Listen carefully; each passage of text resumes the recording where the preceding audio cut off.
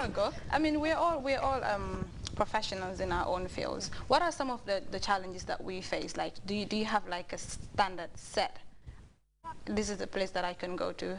This is a place that I cannot go to. Meaning like my social life? Yes.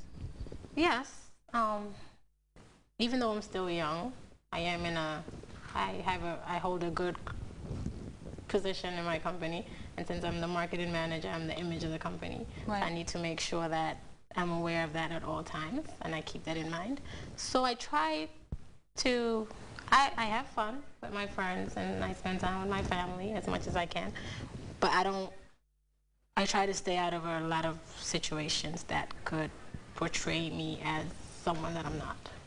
But that is in relation to your work. Yes. Right. I mean, normally when girls are educated in Gambia, I mean, it's normal. When you're educated, you're working, you go to work every day. There seems to be a kind of tension between, especially if you're not married, between guys. Yes. Us and guys. Yes. There's always like, I mean, they're not sure if they're supposed to approach you. Yes. They're thinking, am I supposed to approach her? Is she my type? Will she like me? There's that kind of intimidation. It may not be very high, but it always exists. Do you have any standard set, like, I can't talk to this guy? Well, of course. When you're trying to be someone or trying to be successful, you have to surround yourself with positive people and people that appreciate what you're doing, and people that, you know, you can look up to, and people that, you know, can motivate you. So there's no way I'm gonna be with someone that doesn't do that for me. You know what I mean? Like, I have high standards, yeah. And I'm gonna say it, yes I do. I'm not gonna settle for less. I'm not gonna settle for less. What's your take? I'm sure when you got back from studies, everyone was like, "Mary, suñ la ñaanale jàng bi jeex na léegi yéen la yàlla mi jëkkër bu baax." How do you take that? My 8-year-old cousin asked me, "Are you growing old? You need to get married now."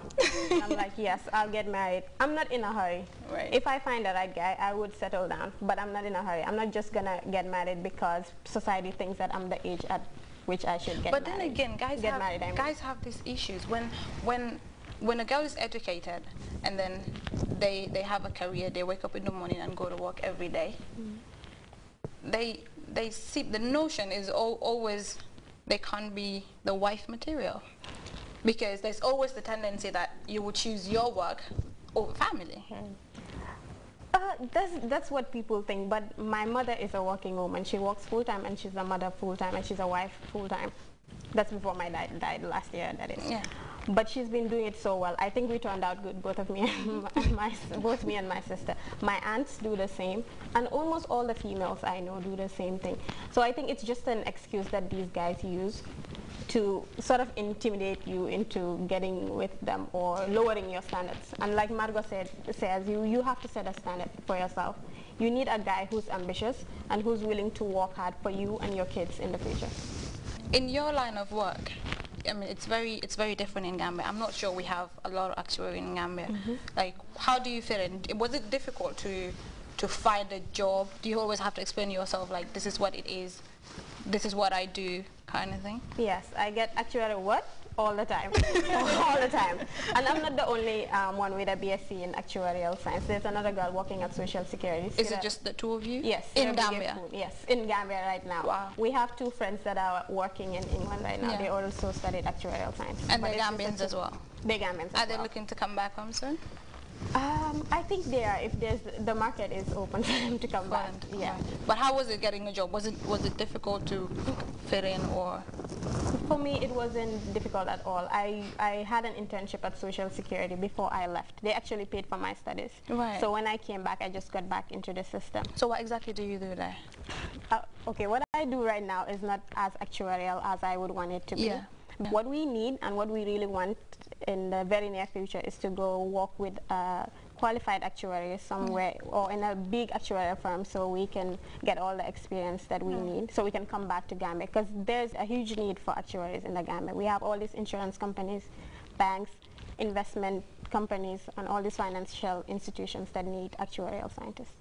And sometimes in our workplaces, because we're very young, and then we're girls, we're female, young ladies, it's always difficult to carry out your work properly because of the older people at work.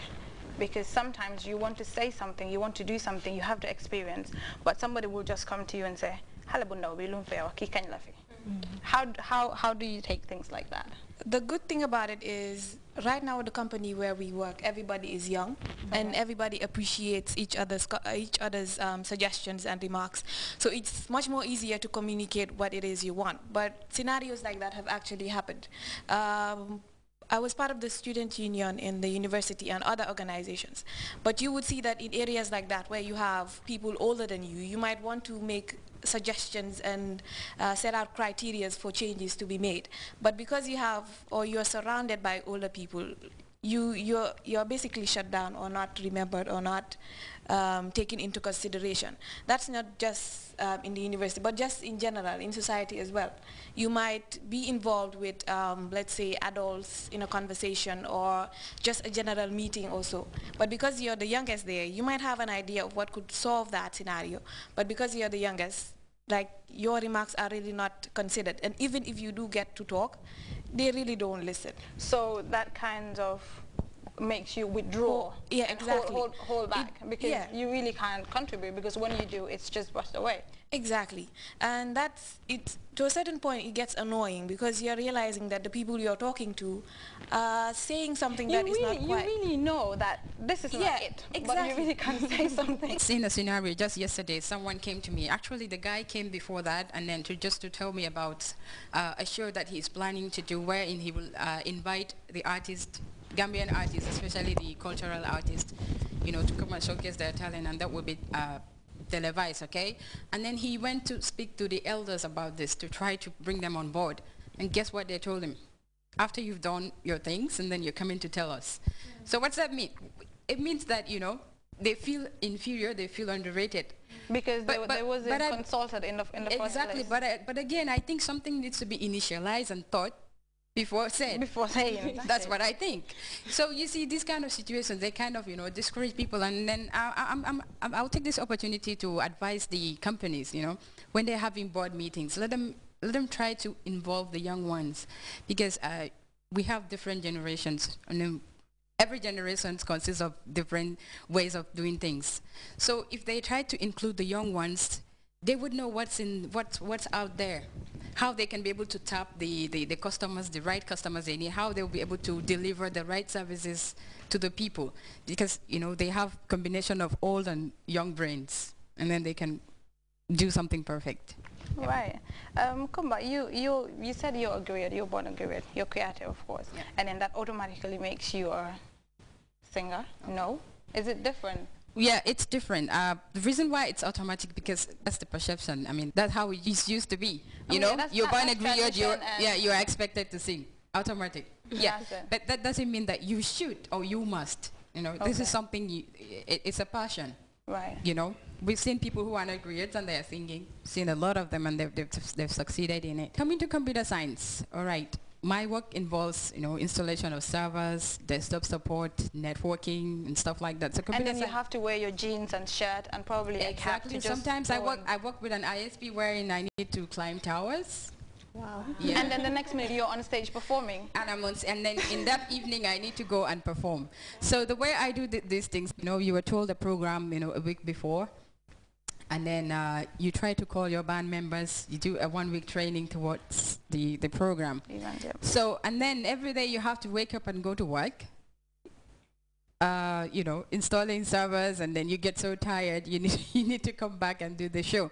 But that's the way we do it. You know, you kind of balance yourself. Like, but how do you match the two, Kumba? I mean, you're a computer scientist, you're a singer. Will marriage fit into it at some point? Obviously. She just mentioned that her mom is a full-time mother, a full-time worker. But that's one profession. Exactly. No. That is one profession. Don't see it as one profession. No. She goes to work. She goes to work. She's the mother and she's the wife. Okay. We understand that. Do you believe that some people are not able to, you know, really perform as mothers as effectively as they're supposed to? That is very true. Yeah. That's very true. We see that all the time. Okay. But what I'm saying is, her mother's got a career. Perfect example. She's a mother and she's a wife. She raised great kids. you're a computer scientist.